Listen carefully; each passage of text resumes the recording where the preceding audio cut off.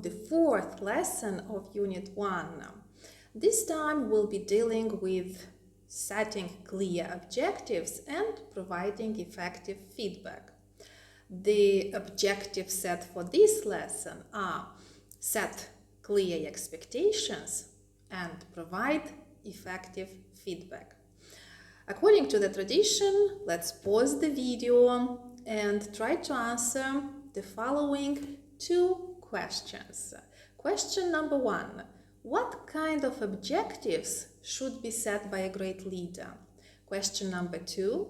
What is the role of feedback in leadership? Your team should know from the very start what you expect from them. Your expectations should be stated in the objectives that you and your team have to realize. The objectives should reflect what the business requires each to achieve. Simon Birkenhead believes that a good leader defines the what, not the how of an objective. He thinks that this will give more autonomy to the employees and increase, as a result, their intrinsic motivation. Basically, you are not telling people how to achieve that objective. You encourage them to look for solutions themselves. This can contribute to the development of creativity and critical thinking. It can only exist in a learning culture. It is also important to mention why the realization of this objective is critical for the business. Sometimes while setting objectives, the why can be left out. However, it is extremely important to remind the team why each objective matters. This will help them get a better understanding of how their work contributes to the wider goals of the company. Birkenhead believes that each employee should be given 3 or 4 objectives. It's absolutely important not to overwhelm the employees as they can become demotivated. Similarly, make sure they have understood the objectives. It is true that the objectives should challenge the employee to get out of their comfort zone. Yet you should make sure not to set too high expectations. That is, set unattainable objectives for the employee at that point. This will only lead to stress and frustration. Now let's compare these objectives. 1. Grow the volume of visitors to the website. 2. Increase the percentage of site visitors who make a purchase. 3. Increase the average order value for each customer. What do you think?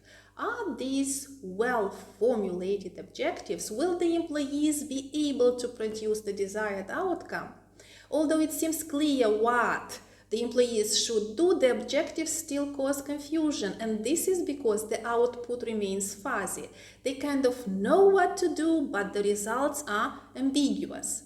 To avoid ambiguity, each objective should be accompanied by a target, a KPI, that is Key Performance Indicator. Birkenhead suggests the following 5 ways to assess output when defining KPI.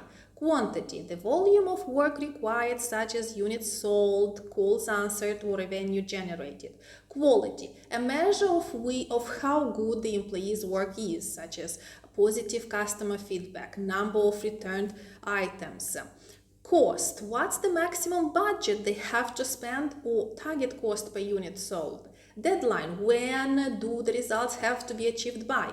And behaviors, how do you expect them to achieve the KPI you have set, for example, while adhering to guidelines or by working collaboratively. Now let's reformulate the objectives. 1. Grow the volume of visitors to the website from 125,000 per week to 140,000 per week by December 31.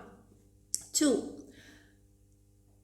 Increase the percentage of site visitors who make a purchase from 2.5% to 2.9% by December 31. 3. Increase the average order value for each customer from $31 to $35 by December 31.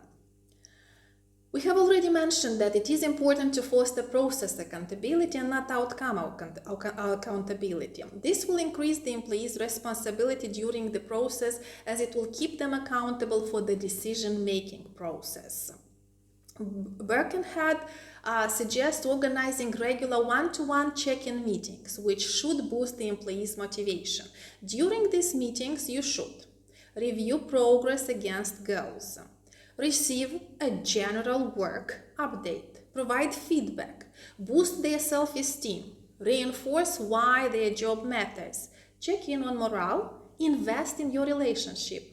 It is also advisable to use open-ended questions at the meeting, such as, how are things going? What's on your mind at the moment? How are you feeling? What's holding you back? What's frustrating you? What do you find most interesting?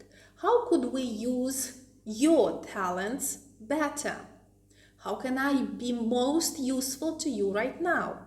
What feedback do you have for me? How can I support you better? Now, you can see that such questions would not activate the employee's defensiveness, as they would not be perceived as a threat. In addition, they reflect your curiosity. This is the way a scientist mindset works. Offering feedback is extremely important. It should also be done in such a way that the employee does not feel threatened. Birkenhead states that well-rounded feedback is very hard to give. Sometimes giving feedback can be too challenging for some people, so they avoid it at all costs. However, it is critical to boosting the employee's motivation. The advice is to give, for each piece of negative feedback, 5 pieces of praise. Offer developmental feedback, which aims not to criticize people but to help them improve. The following framework can help you deliver it effectively. Find the right time and place. Begin by asking permission. Frame the situation.